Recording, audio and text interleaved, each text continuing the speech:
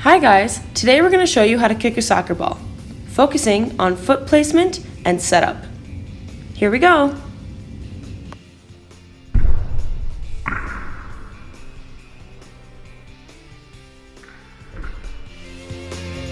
For ball to shoe placement, you want to stick to the inner or medial part of the shoe, the sweet spot being the middle area by your laces, perfect for that ball contact.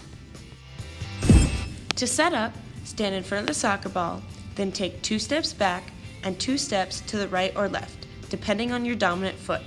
This allows you to have a good aim for your shot.